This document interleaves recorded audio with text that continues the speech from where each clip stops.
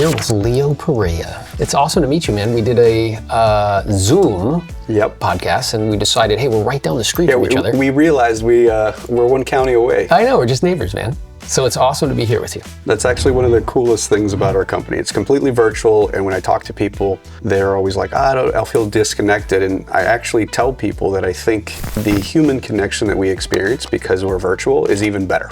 Yep. Right? Because it's always intentional. Correct. It's not like I ran into you at the copier. It's like I made a decision to spend time with you. Yeah. Whether it's at an event or one-on-one like we're doing right now. The virtual thing to me is saving on fixed overhead, but then the human connection part is even better in person. Yeah, and because the way that the company is structured, our interests are in complete alignment. So what I'm doing is I'm meeting with another owner. I actually talk about that a lot. I had never really understood multi-level marketing or direct selling. Mm-hmm. And now I get to run the third largest direct selling company in the world. Yeah. Right? That was news to me when I got here. And I went to a direct selling event and found out, I was like, oh, wow, it's like Amway and a couple others and us. Yeah. And actually the way that I normally need parallels in my brain to just put stuff in buckets. Sure.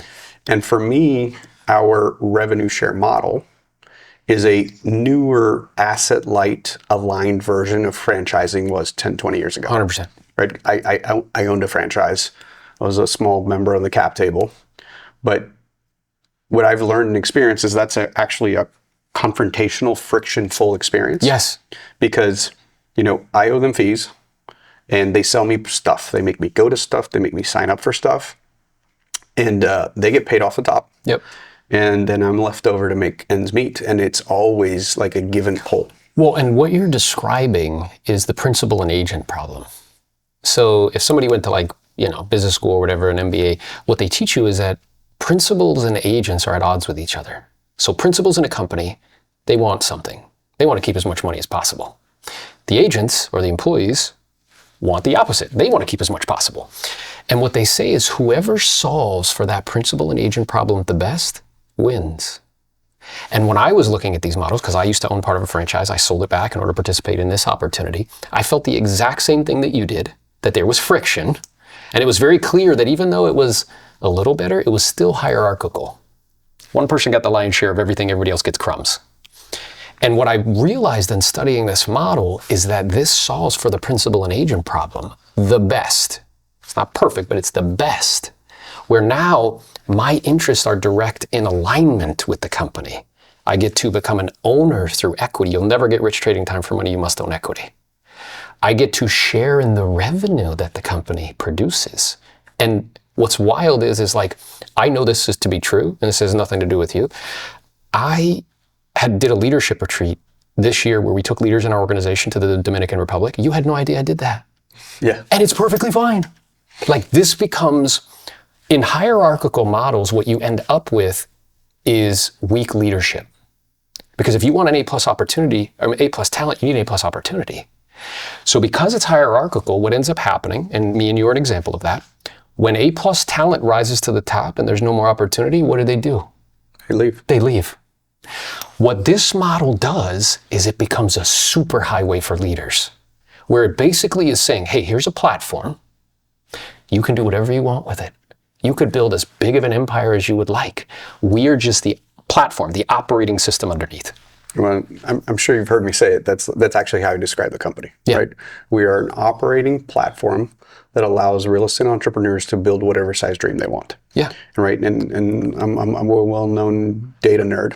Yeah. And so when I first got here, my obsession was just understanding who we are and what our population is, right? So some fun facts that you can share is 29% of our agents have one or more people in their downline. Wow. Which was higher than I expected it. But then I clicked a second number down and I was really curious about 3 or more. Because to me, 1 could be an accident. 1 to 2 is an accident. 3, it feels like you're trying. Yeah.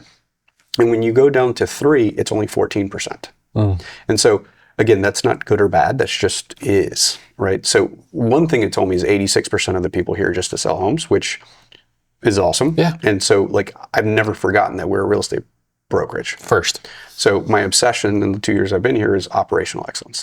How do I pay you faster? Yeah.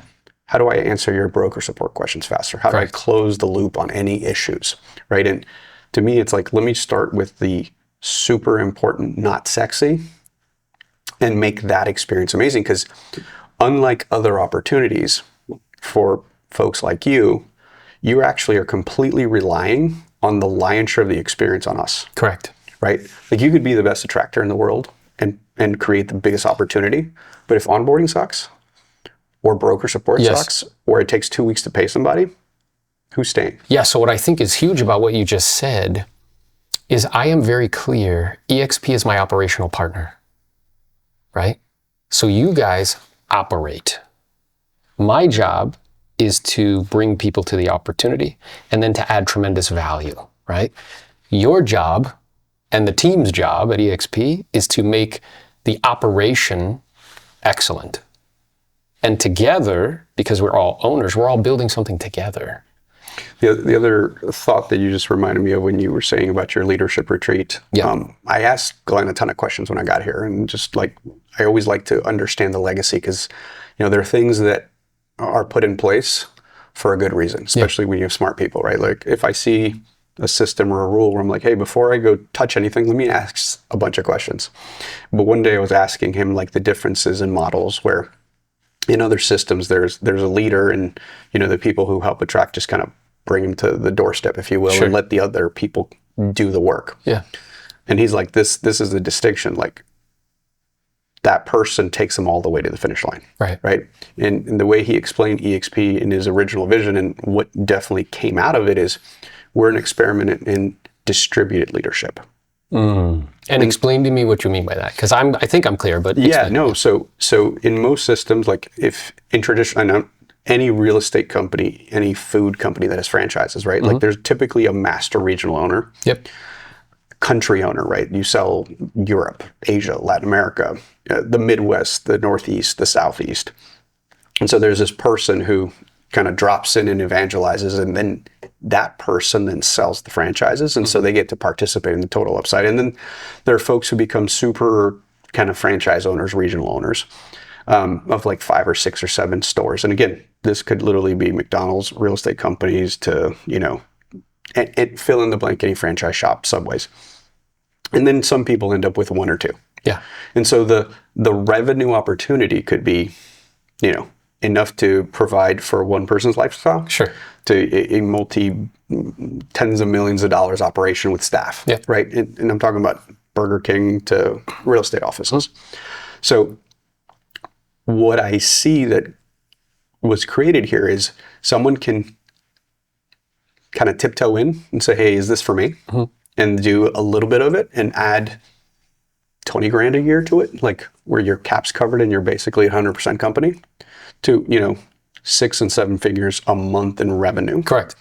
And at that point, you're basically a multi-regional owner. Yes. Right? Without any multi-office owner. Without any expenses, major expenses, leases. I was going to say, the big difference is without a 10 or 12 year franchise agreement. Yes. Without a 10-year lease on 20,000 square feet. Correct. Right? Because what I always want to be clear about is the folks who do really well then treat it like a business, right? That's why the platform statement, like those are very specific, like 9 words that I've crafted together, because I want to be a platform, and I'm hyper aware that like 68, 70% of our agents are solo producers and will sell 5 to 12 homes a year. Great.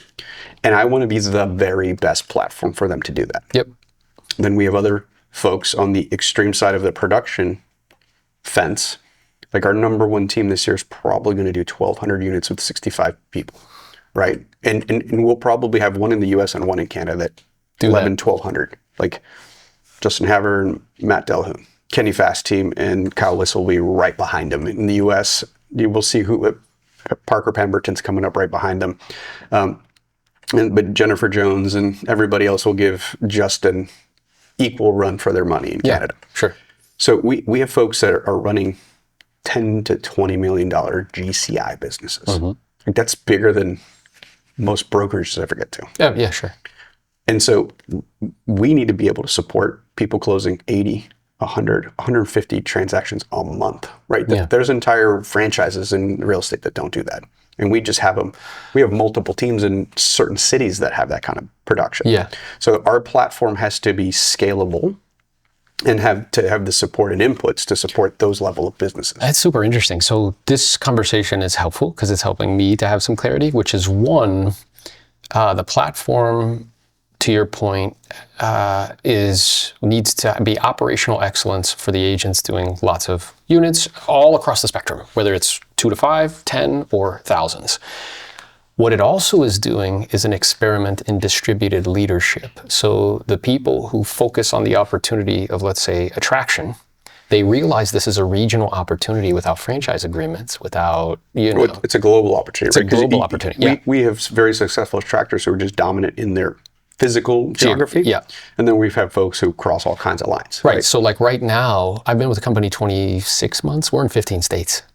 So I was on a call with someone who was trying to present me with what he thought was a good opportunity. He's like, yeah, you'd have to sign this 10-year thing. I'm like, you realize I have the same opportunity. I have to sign anything. And I could do it anywhere, not just this little region in California.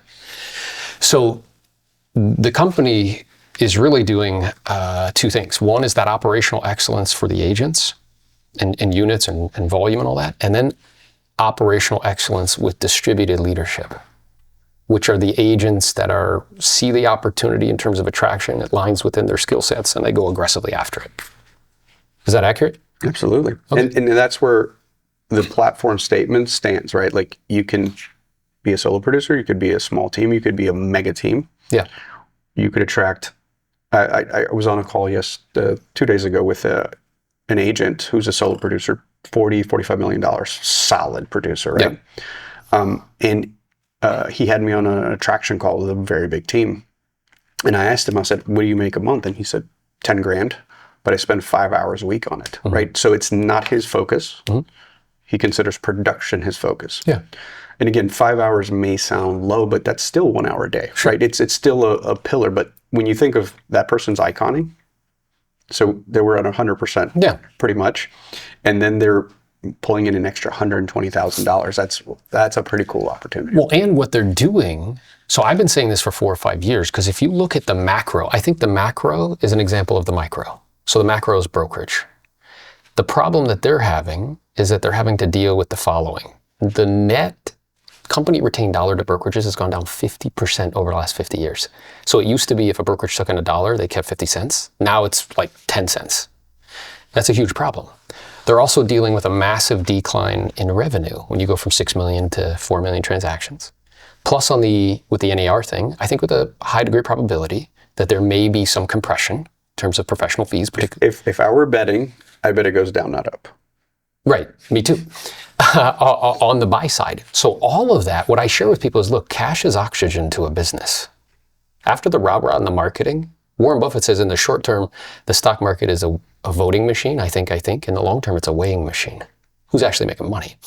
So if I look at the macro, it's happening on the micro level too, right? It's the same issue. Now, the way that the macro dealt with it was to become vertically integrated, own ancillary services, right?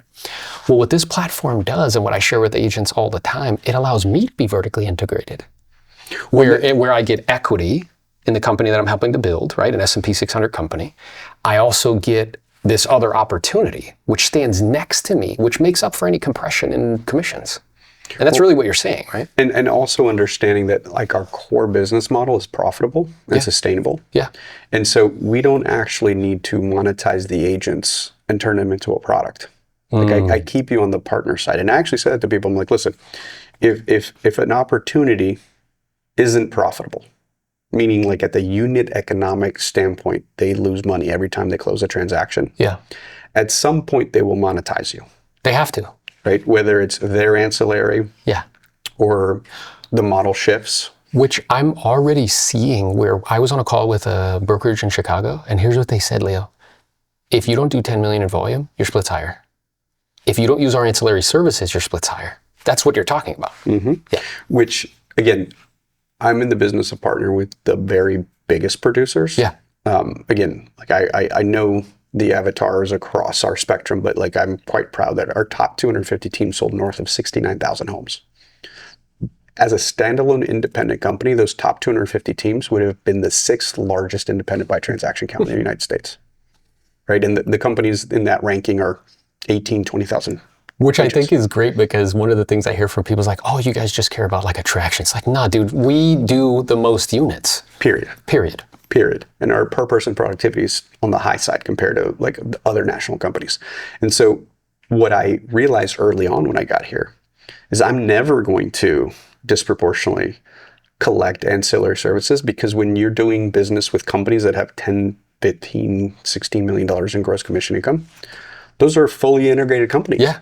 They own their ancillaries. Yes. And I need to make sure that my platform allows them to plug and play and support that, right? Yes. We want to be able to give you all the legal advice and make sure the ABAs are compliant and that you're staying on the right side of RESP and all the stuff. But like, if I had to figure out how to make us valuable by monetizing you, I would have a hard time attracting the most productive people. Because it goes back to that principal and agent problem.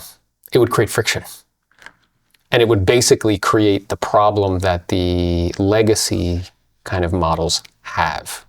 And then as a result, because we wouldn't be able to attract the best talent, everything rises and falls on leadership.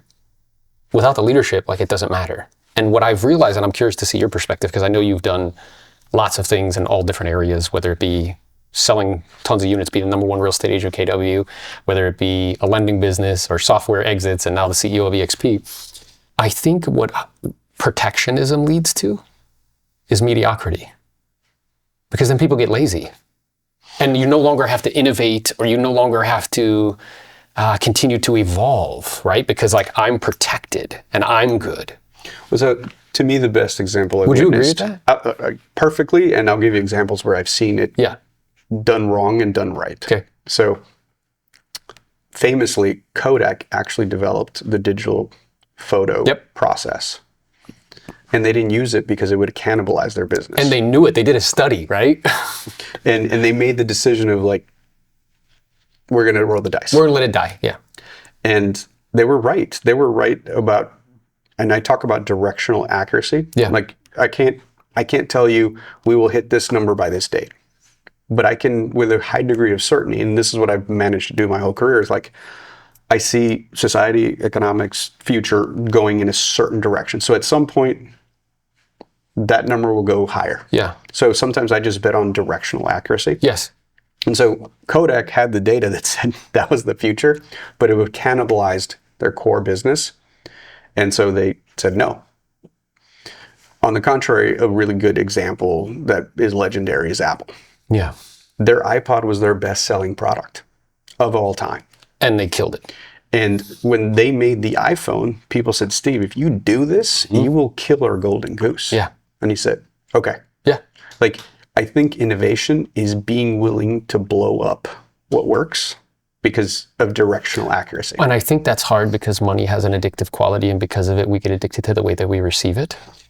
So people have a hard time being like, hey, I'm going to make this change. The other thing that it made me think about as you were speaking, well, Ray Dalio said it, you need an accurate assessment of reality in order to produce a good outcome. Not the way like somebody tells you it is, but the way it actually is.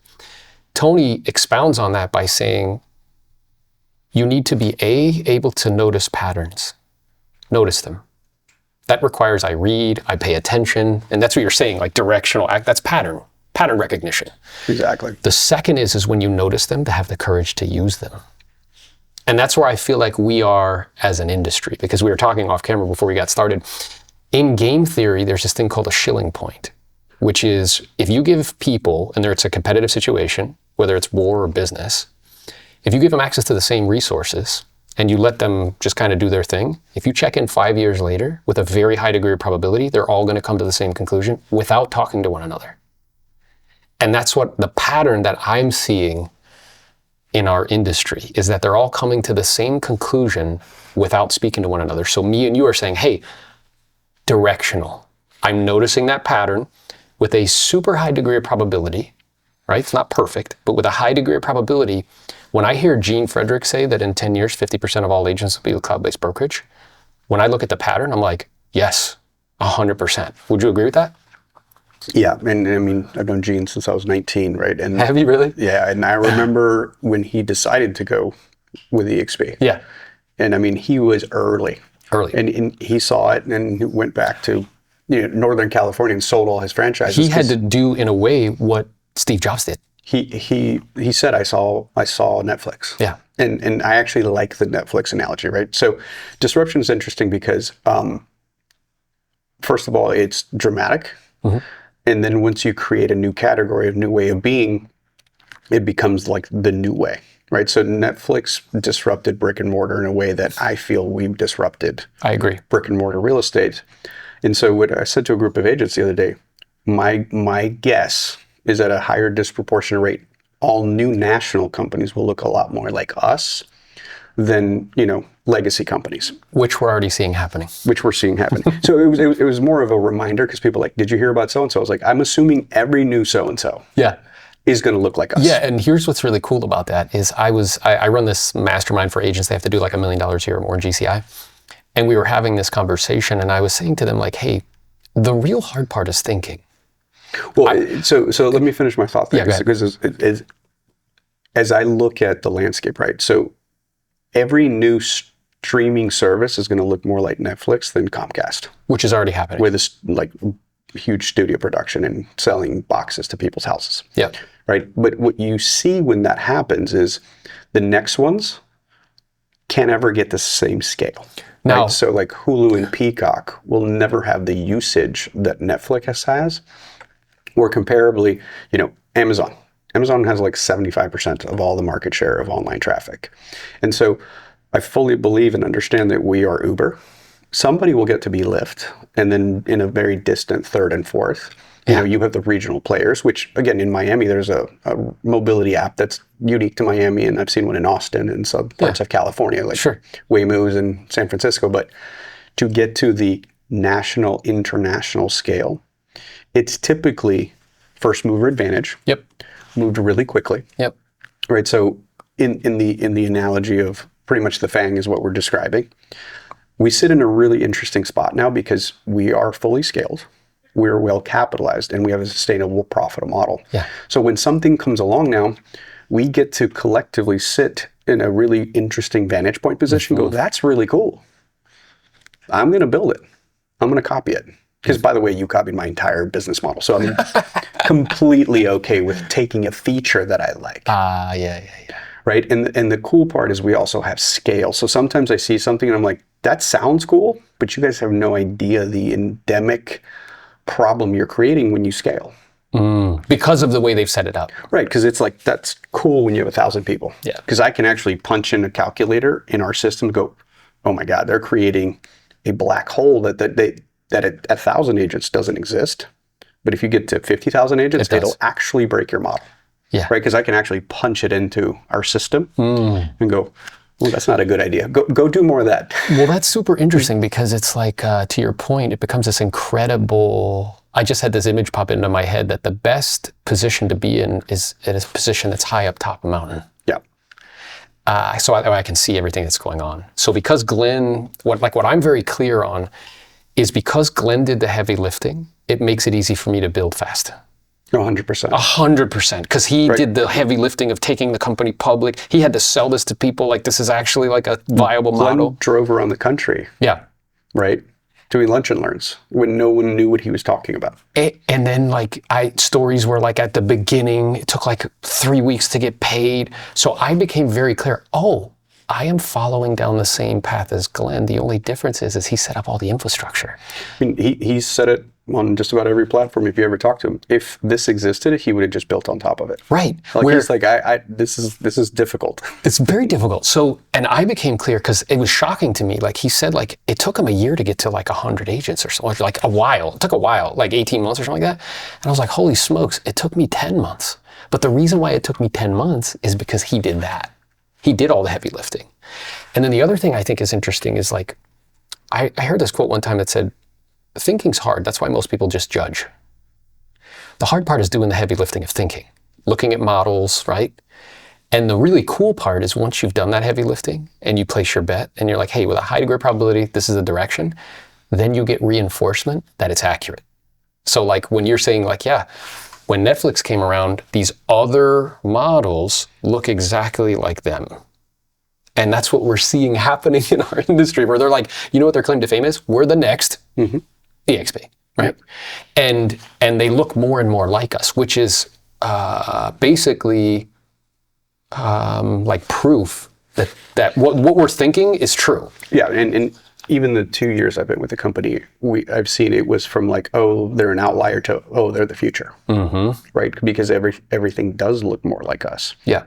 It's just a reinforcement that the flywheel works. Well, and then here's because I see, I'm doing an event tomorrow, and you would think that when I show people what I show them, and we have this conversation with them, that they leap out of their chair and they're like, let's go. Now, while that happens a small portion of the time, it's not what happens regularly. And what I tell people is that fear trumps facts. So what do you think the fear is that most people are having? Because you're talking to like all these, mega producers or brokers and stuff. What's the fear that's actually stopping them from saying, hey, like, let's rock and roll? Oh, so interesting question, because I speak to like some of the highest producers, largest independents in the country. That's who I spend my time with when it comes to attraction. Yeah. Right, because that's when I get looped in.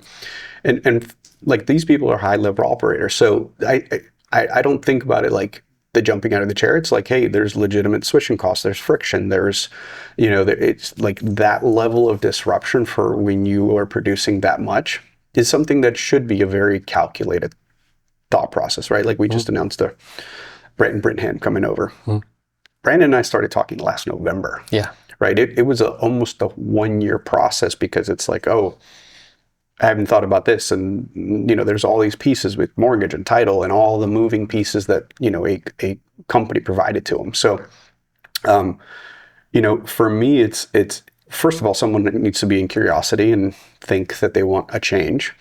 Because for most people, if it's apples to apples or even 10 or 20% plus or minus, the friction cost and the brain damage may still not be worth it. Got it.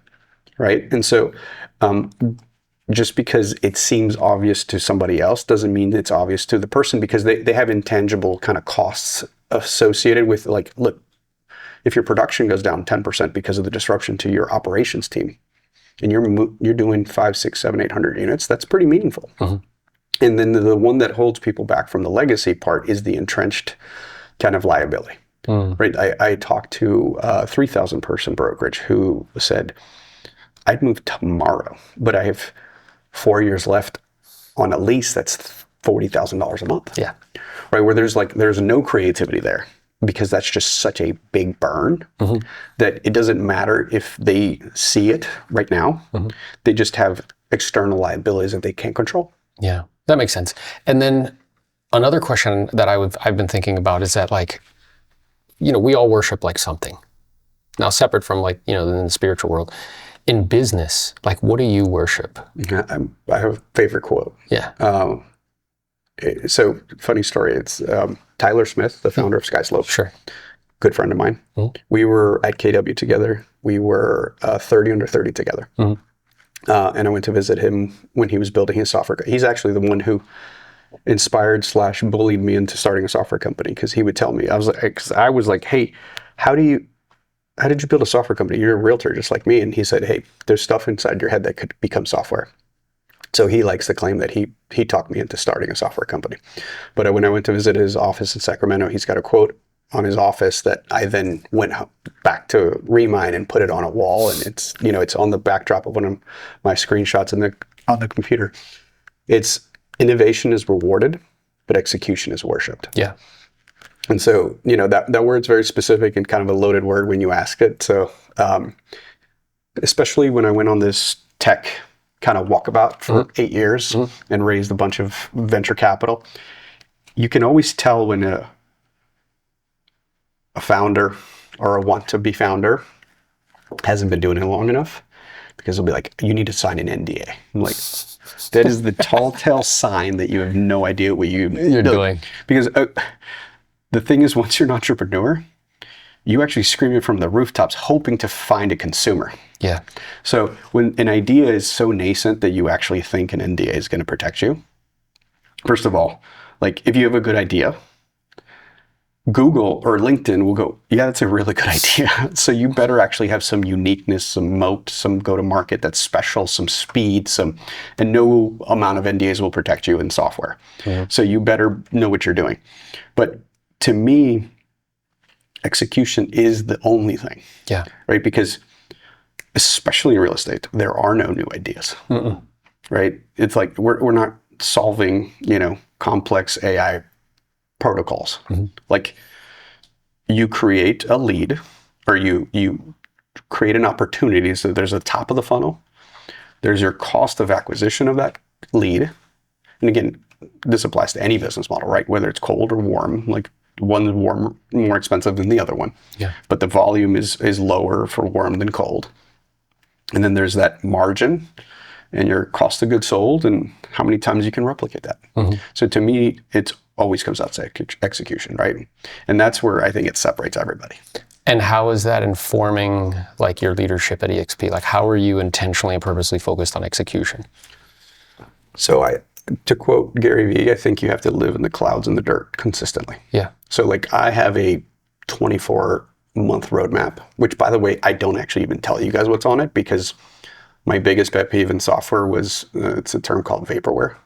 It's super common in software where it's like, it's a wireframe, or it's like, this is coming in 6 months. It's like, I only want to see it when it's ready. So since I've been here, we've never been like, oh, that's coming in 6 months, right? I'm like, hey, open your app. It's here. There's a new button. It's called Pay Now. Yeah.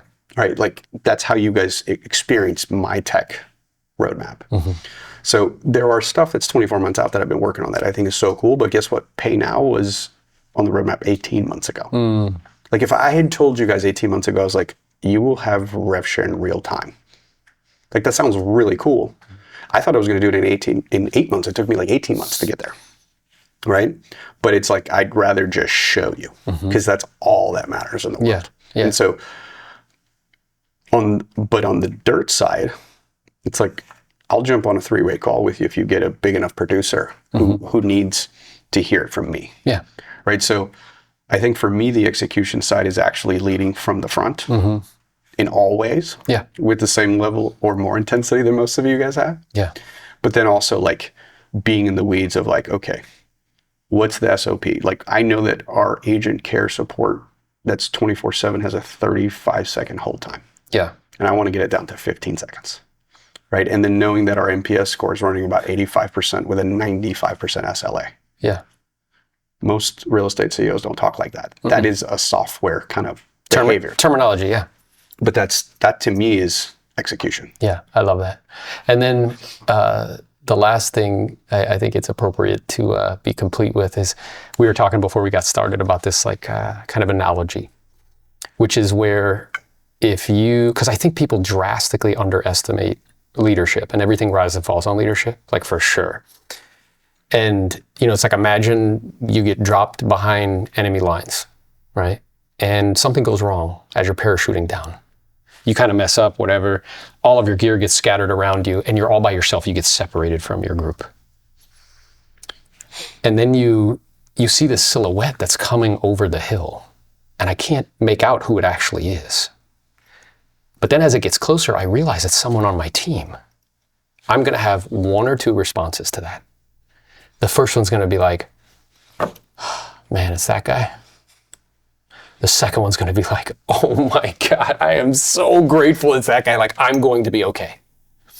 So I know my intention is to be that guy for the people in our organization and the people that I have proximity to. I know that your intention is to be that guy for this company. So it's awesome to be in partnership with you. Appreciate that. And when I see you coming over the hill, I'm like, yes, I'm going to be good. I like that. I appreciate that. And the one thing I remind everybody is like, show up like that where it matters the most. Sure. Like your kids. Yeah. And your partner. Because one thing that has driven me crazy in business is how many people say certain things from stage. Yep. And don't live it in their truth. And again, I think a lot of it is not actually by like malice. It's just like they can't figure out how to prioritize the big rocks. Yeah, I was going to say it's prioritization. So to me, it's like, a year out, like the eXp calendar doesn't get figured out until I have my kids' school calendar. Love it. Like I don't miss, chow with dad. Yeah. And like I'm probably there 99% of the time compared to folks that have like a more normalized schedule compared to mine. Sure. But it's because I'm intentional about it. And I think that when you prioritize correctly, you keep the tank full of the right stuff, right? Like the reason I'm so intense and I show up the way I do for all you guys is because like the important stuff is very full for me. Mm-hmm. Yeah, and what I'm aware of is the reason why I made the decision to come to this platform is because I had been trading time for money, which is fine. Just want to make sure you're getting justly, compensated for your time. The challenge is it was creating a vacuum in other areas of my life because it was taking me 70, 80 hours a week to produce 150, 180 transactions a year. And what I realized is I had a rudimentary understanding of leverage. I read a book called The Almanac of Naval Ravikant. I don't know if you ever read it, but he said something that was accretive. Most of the time when you read books, it's like, I've heard that before. It's just like another way of saying it. It's like when people say to me like Atomic Habits, I'm like, bro, that's not that's not like new information. No disrespect to the author, but it's not new information. It's just recycled. But he said something that I'd never heard before. And he broke down like leverage, and he said at the bottom is labor. But that's the way I was thinking, right? And it's the easiest to understand because it's been with us the longest. Like the Pharaoh could have built the pyramids himself, but he got like 20,000 people forced him to do it, right? The second highest leverage is capital. And the reason why it's superior because it works 24 hours a day, 7 days a week, never gets like, okay. But there's two new forms of leverage, and they're stronger than the other two. And the most wealthiest people on the planet have used those two to do what it took people who used the bottom two 200 years to do it. They did it in 30 years. The next highest form of leverage is media. 24 hours a day, 7 days a week. Not limited geographically. If I put money in an apartment building, it only works in the building. Media works anywhere on the planet. But here's the real value, Leo. The audience compounds. Yeah. Keeps getting bigger over time. And as such, you can monetize that in all different types of ways. Look at the Logan brothers. Paul. Yep. Right? They took attention. Now he makes $10 million a fight. And he's created Prime Energy drink. The other brother is going to be a billionaire. Look at the Kardashians. No disrespect, probably not the sharpest knives in the drawer. They took attention, became billionaires, right? So we're living in a time where that's happening. Media is actually more valuable than money. So if that's what's true, I should be willing to trade attention for money all day long. The highest form of the highest form of leverage is code. You know this. Software. Why? 24 hours a day, 7 days a week, anywhere on the planet, but it costs almost no money to duplicate or replicate once you create it once. Well, you have to maintain it, but yes. Yes, right? Yes. So the richest people on the planet, Ellison, code. Zuckerberg, code. Elon, code, right? Archimedes said, if you give me a lever long enough and a place to stand, I can move the earth. So what I realized, I've been playing in the two lowest form of leverage. It's not that it doesn't work, it just takes a long time. And what I'm aware of is we can never lose track of the fact that we're in the process of expiring. The faster I can accomplish something, the longer I can enjoy it with the people I love and enjoy. So for me, it was no longer tenable, acceptable to be trading that amount of time for money. And I looked at the landscape. I looked at the vehicles that I had at my disposal. And I was like, I could own part of this office. I did that. And then I looked behind the curtain, Leo, you know what I found? No money. Right? Yeah. So I realized, that's a Honda. I want to be in a Ferrari. And when I looked at the landscape, I said, do you know what eXp is? Software. That's a good way to look at it. It's just software that I can plug into for $85 a month and $150. Because when I talk to agents, I'm like, hey, do brokerages sell any real estate? And they have to think about it. They're like, no, who does? Yeah, the agents do. Agents. Does YouTube create any content? Who does? Content creators. This is just software. I like that. I'm gonna have to borrow that. Yeah, you can. And now what I did is I'm spending all of my time in the two or higher forms of leverage, which is media and software. And as such, what's really interesting, which I know you've experienced, you reclaim time. Yeah, that's actually obsessed with it. I'm obsessed with that now. Now it's like, how can so a lazy mind's answer is just to work harder. More sophisticated mind says, hey, how can I get more with less? What vehicles do I have at my disposal, right? What skills can I learn that would allow me to accomplish that? And this platform it completely changed my life. Where I went from 70 hours a week, 150 homes a year, coaching, 30 people one-on-one and then people in groups, making a bunch of money, but to your point, family not seeing me that much. Wife saying like, hey bro, you make a lot of money, but like, I don't see you that often. to I work 4 days a week now, to not missing any of my son's soccer games, to taking a 1 month vacation with I haven't done that since I'm 18 years old. Yeah. And this platform allowed that to happen. Well, I'm excited to be in business with you, and let's see how big we can build it. Let's do it. Business is really relationships plus value over time. What media does is it compresses the time that it takes to formulate a relationship. Even though I'd never met you in the flesh, you came to a meeting last month and you said to me,